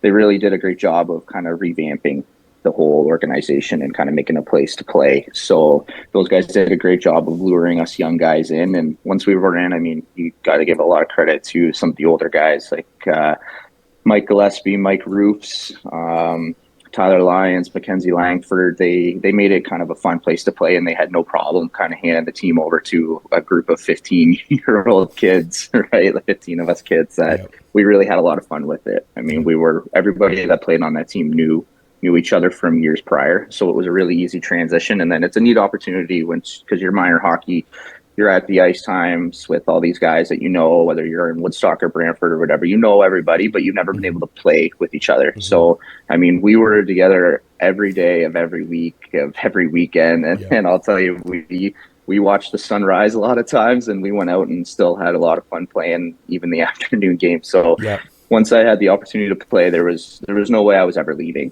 Right there, it was an opportunity to dig that team out, and we started to win a little bit. We never got over the mountain, or we never got to to experience winning a championship or anything like that. But I mean, it still was a lot of fun and something that we still look back on. And some guys will get together we had a couple weddings this summer, and you'll hear a story that you're like, oh, heck yeah, no, that did happen, right? And that stuff lasts for a lifetime. So absolutely, it was a great time. And obviously, being in Woodstock with my family, got to be there. I mean, my aunt and uncle and my cousins, they still come to every game here for the Thunder, and my parents and everything. And they were able to watch, and it's a 5-minute drive to the rink, but they'll drive anywhere. So it was an awesome experience and something that I'll remember forever. For sure, junior hockey is something that, everybody that has played junior hockey at any level, they carry those memories with them for a lifetime, right? Those are friendships you build. Like I know guys like Curtis Christo and you guys are still really tight, and you guys built a lot of those memories. I mean, you guys play together still, and you guys built a lot of what are that whole friendship aspect on and off the ice. You build that in junior hockey. Like you said, you're 15, 16 years old, coming out to the rink and, making the road trips and, like you said, going in and taking those beatings physically against teams like Norwich and the Parises of the world and you guys stuck it out and you're still doing it. So yeah, like you said, it's stuff that you carry for a lifetime, right? So absolutely. I just wanted to ask you as well, you made the jump immediately to the WOAA in 2019, right after junior. I wanted to ask you, what led to you signing with the Thunder once your junior C days concluded? Yeah, honestly, it was obviously Bill. Bill shot me a message on Twitter, believe it or not, back in the day. And sliding in the DM. Yeah, sliding in the DMs, just asked what my plan was. But honestly, I had no plan whatsoever. Mm-hmm. A lot of guys that I knew that I had played a little bit of junior with, and I played a lot of fastball with some of these guys, they all went to go play in Tabby. Mm-hmm. But growing up playing in Woodstock, and we had a couple little bitter games against Tabby, there was, I'd say, 4 or 5 guys on that team that there was no way I was sharing a locker room with. Yeah. Called it petty on my end or whatever, but there was no way I was doing it. So Bill shot that message. I mean, it was probably the most out of shape I've ever shown up to a first skate. And we got there and played a couple of those exhibition games, played that Oxford Cup. And I mean, I was hooked, right? treat you first class. Some of those guys were great. I mean, it's a whole different look now, right? But some of those guys that are still there, like Tapsel, Barletta, you still had Rebs was there, and I mean Guff was still there. So like, there's still some of those guys that were there from the first bit. But yeah, I would say it was just be Bill, and then once COVID kind of happened, I mean, kind of took a step away, and it made you miss the game a lot too, right? So then once you come back, I remember even talking with Christo, because he was done his junior career. He's like, well, why don't we just go to Tabby? And I said, no. I said, let's go for a skate in Tilsonburg. I said, it's a good group of guys that are there.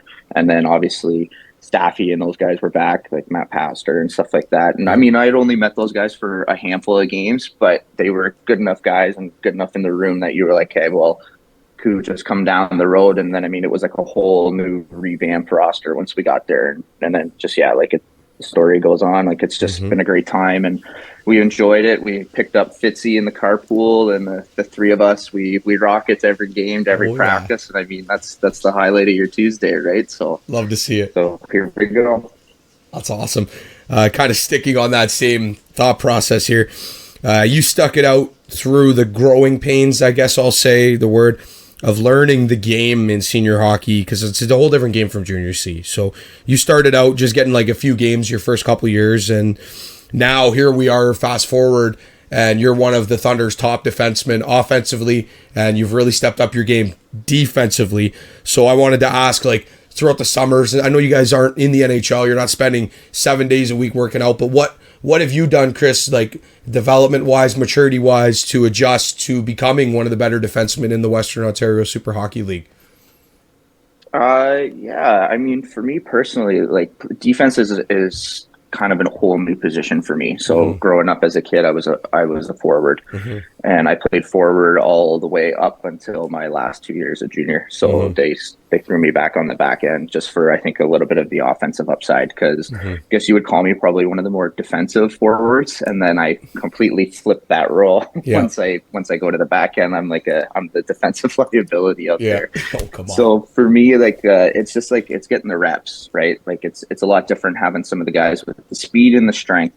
That's, I think, the biggest thing when you make that jump is the strength. You come from playing as a 21-year-old in a league that has 16-year-old, 17-year-old kids, right? And I mean, I'm not the biggest guy, but there's still kind of that, that level of maturity, strength a little bit. And once you get to this level, it's a little different. Like, I say it to Baker and Forsyth. I mean, you're going to get bumped early. And I mean that, like, I told them both, I said, get bumped early, because that's going to be your first telltale of how strong some of these guys are, because I'll tell you, there are some big guys in this league. And if you're kind of on the shorter end of it, I mean, some of these guys, they don't mind taking a run at the little guy either. So, so it definitely is just one of those things that the more games you play, the more comfortable you feel. And then obviously it helps when you have such a good roster and the quality of guys that we have on the team. I mean, we're pretty good in the room.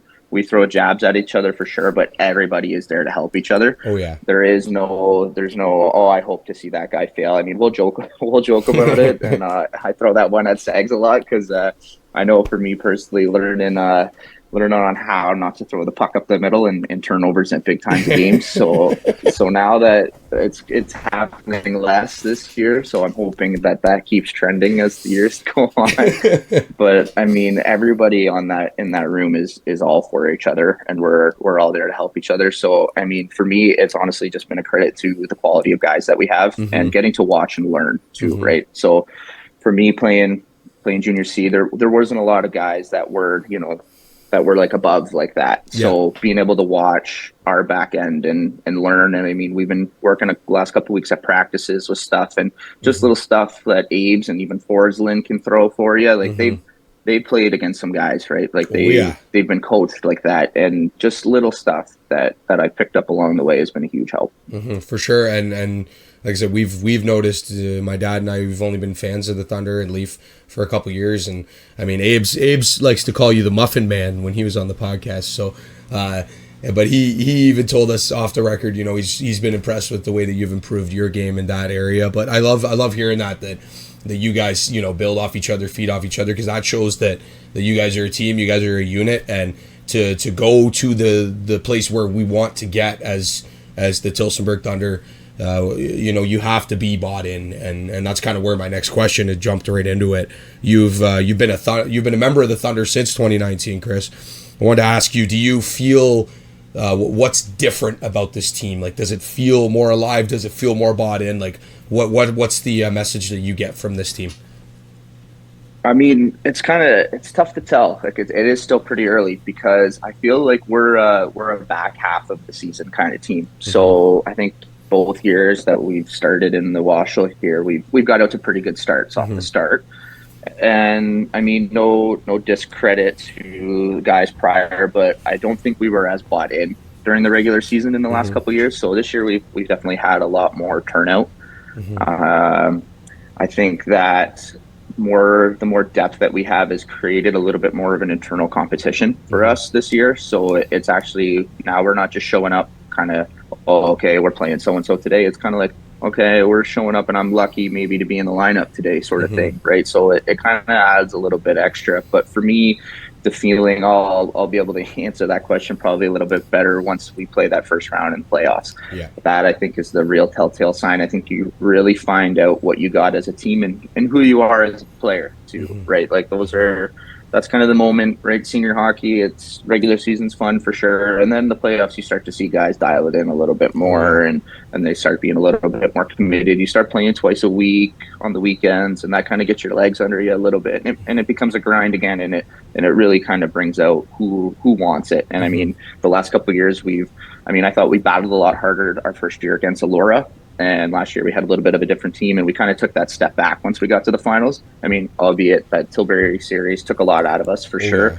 But at the end of the day, I mean, there was no excuse. I mean, we walked out of that first game in the finals last year with like 5 guys in warm up, right, for the first 5-10 minutes. And I remember like me and Fitzy, we'll still joke about it. Like it was kind of a joke, right? Like we showed up and Stratford was ready and we were not in it, and it was evident. It showed. We from the seats, it's a whole different perspective because you guys are actually out there doing it, right? But from the seats, we could even feel that energy shift right from game one. The way that everything went in that Stratford series, the bounces off the backboards, and Razor came out to play the puck and it went right on the stick of Brody Smith or whatever, and it's like right from that first game, we could just tell the momentum and the energy shifted, and it's hard to bounce back from that. And like you said, you guys were drained emotionally and physically from that Tilbury series. It took a lot out of everybody.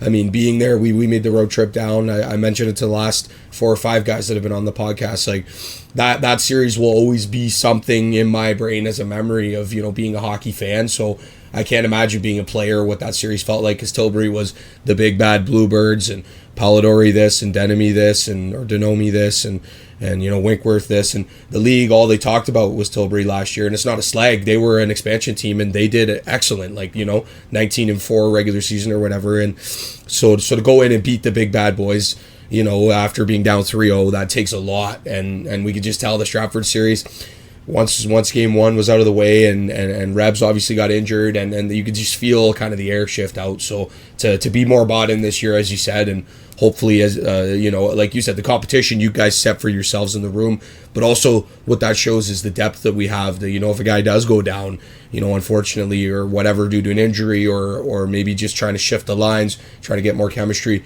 we have guys we could throw in the lineup that are going to make a difference still, that might not even be making the roster at this exact moment. So it's obviously it's a huge thing, as I just got our running out of time, so we're on the 10-minute countdown, but that's not a big deal. But yeah, thanks for letting me know about the bought in, because I can see it and feel it as a broadcaster, podcast host, and fan of this team. I can tell you guys are bought in, and once, like you said, we'll be able to answer that question a lot better once we get into late February. So Chris, one of the biggest things that the fans that I talk to about you is, like, one of the biggest things they respect about your game, I guess, is where I'm going with that, is a lot of people notice you put in maximum effort, like every game. It's you're flying out there. We could tell, even from the seats, it's max effort, and not a lot of guys do that. Some guys are coasters. Some guys are explode for 2 shifts and then take it easy for a couple. Like, you're a max effort guy. What does that put on you physically to be that kind of player, a max effort kind of guy? I mean, I guess I appreciate the max effort thing because I mean, a lot of the games I feel like there might be. I mean, I guess it's just the natural competitive, and you kind of feel like there's always a little bit more, right? I mean, there's a lot of things that go on in a game, and I mean, you could sit there and pick yourself apart for hours mentally, and I mean, that's one thing that I think I probably do a little bit too much, right? I mean, I think I always, you want to be the best that you can be. I mean, obviously, you know, it's not going to be the best ever, but it's always that internal competitiveness. So for me, it's just, I mean, I can't rest on my skill or I can't rest on my, I mean, physical size or anything like that. So for me to compete out there with some of these guys that are out there, it has to be max effort. I mean, that's something that I accepted early on in my time playing senior. So I don't think that's something that'll ever be able to go away because I will always need that to be able to be competitive out there. Yeah, I understand what you're talking about. Like I feel you 100%. I can't imagine playing at that level, but even just being you know, with my own hockey career, so to speak. But I know exactly where you come from. I never was the most skilled guy, but I always put in the maximum effort. And you know, you get nods from people, and they notice it and they appreciate it. And like I said, I've noticed throughout this year and last year the improvements you've been able to make to your game, and a lot of that contributes to that max effort, right? So putting yourself in the right positions and you know, making the right play, chipping off the glass, you know, getting that nice breakout pass, things like that you know, and even if you have a turnover, you're always the first guy back on it. You're always the guy back checking the hardest, and you know, that's definitely where I'm coming from with that, because you know, the people notice it. So that's kind of what I'm trying to tell you is, you know, don't think it goes unnoticed. I've talked to quite a few people that are fans now that I get to do this podcast and the play-by-play. A lot of people come to me and ask because they know I have a little bit tighter of a relationship with you guys than you know, years past, or other people. You know, Bill's not going to go out and spill the beans on everything, so they ask me, you know, like, you know, what do you think of this and that? And that's one of the things that's come up a lot is, you know, Nauts is a max effort guy, and he always puts his heart and soul into the game. So that's an appreciation question, so to speak. But yeah, just so you know, it doesn't go unnoticed is where I'm going with that. So kind of flipping. Yeah, no, appreciate that for sure. No worries, man. But flipping from that, I wanted to ask you, you're kind of a veteran now. Sorry. But you know, you're 26, so you're not a you know, 21-year-old coming into this league anymore. I wanted to ask, what's your perspective? What do you think of the first season play, rookie play out of guys like Wyachek and Brzezinski on the back end so far? Like, what's your assessment of the newer young guys coming in? Yeah, obviously, good, man. They're solid. They're solid players, right? I mean, once you kind of turn that corner, I mean, after the first couple of games, you start to see them start to, you know, I guess, spread their wings a little bit, right? Cole, I've played with him. I've been able to play with him a couple of games, and I mean, he's just real easy to talk to. He's a good guy. Obviously, he'll chat with you, and I mean, and sometimes in some games, like mistakes happen. Like I screw up and he screws up, and it's just easy to chat with him about it, right? Just kind of say, hey, this is what I saw, and then he'll say, well, I saw this, and he's been really good that way. He's a good young kid, and then I mean, Brzezinski's come in and he's kind of forged himself a nice role on the team, I think, as one of those kind of character guys. Right, he can flip-flap back and forth between forward and D, and I mean, he just adds that, I think, that physical element of kind of our bottom 4D, and then our whatever bottom two lines on up front, whatever he gets in there. I mean, he definitely is like one of those heart and soul kind of guys. I mean, I played against him in junior a little bit, and I know some guys that know him, so I kind of knew who he was a little bit prior to it, and it's exactly kind of as advertised. I mean, that guy is willing to do whatever it is, and then getting to know him a little bit off the ice now too has been great. So both those guys have done a great job coming in, and definitely as the years go on, I mean, where I think you start out as a 21-year-old, 22, and to where you can get to in this league at 26, because there really is no timeline for that. So I mean, definitely just excited to see where they go as the years go on, because I mean, like you said, I guess we'll be here forever. Exactly, that's the plan. So, but no, Bill's done a great job with adding to this roster with those young guys, and I know that he credits you guys, the players, for being the number one scouts of the organization. You know, just sending word out to your boys, like, hey guys, like, we got a really good thing going on here in Tillsonburg. Come out, check it out. You know, we got the crowds rocking. You know, we got a drum in the crowd. We got an air horn on the road now. You know, you guys help to bring those guys in. So that's a big role you guys play. But no, Bill's done a good job putting the younger guys, mixing it with the veterans on this team. Like, obviously, your top two lines at this point. You got Robbie, you got Coots, you got Thompson, you got Queener, you got Whalen. But filling out those bottom two lines with skill guys, character guys, and to be able to have guys like Fitzy on the third line, like Fitzy's a freaking OHLer, and he's on that line with Geldy, and he's an OHLer. It's really cool to see what Bill's been able to do for this team. So I wanted to ask you, just in closing, because we only got a couple minutes left, Chris. I asked this question to every defenseman that comes on the podcast. What's a piece of advice that you can give a young kid, say 17, 18, in junior C, junior B, whatever, right now, that knows they're not going to the show or beyond, but is interested in continuing their hockey career? What's a piece of advice you can give them to taking that next step? And what path do you recommend to go into the senior hockey world when you're all done your junior career? Yeah, I think it's kind of that feeling like it's not all done.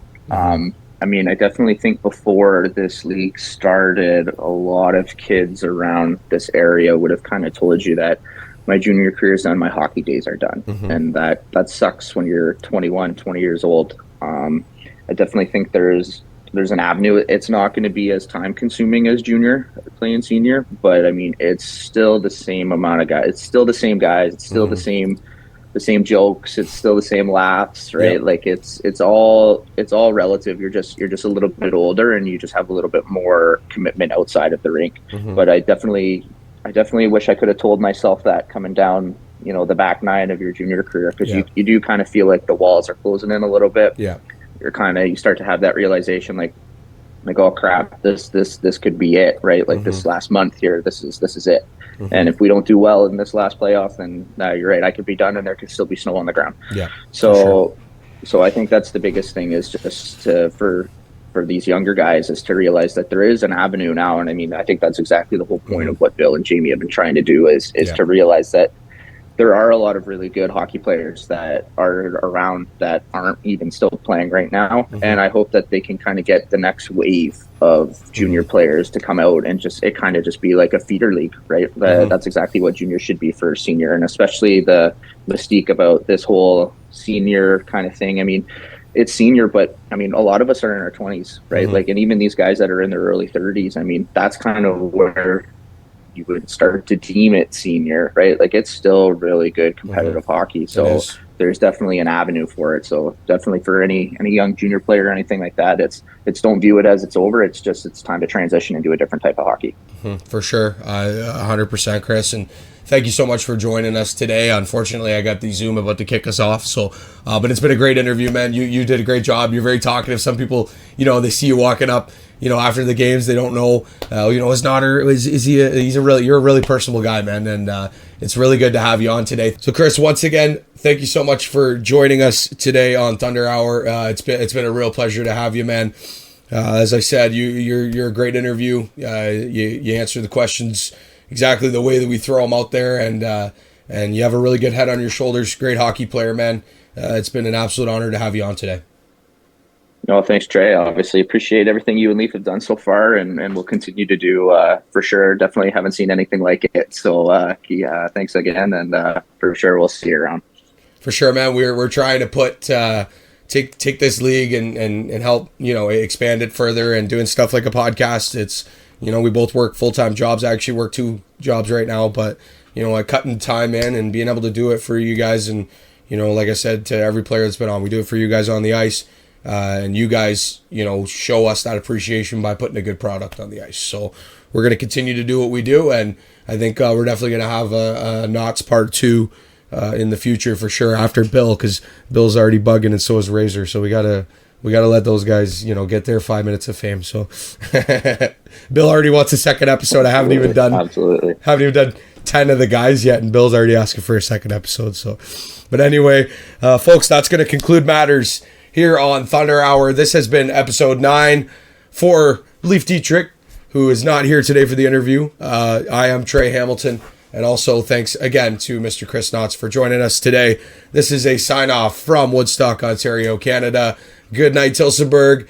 We'll see you Saturday night for Teddy Bear Toss at home against the much-loved Strathroy Jets, so to speak. Let's go Thunder.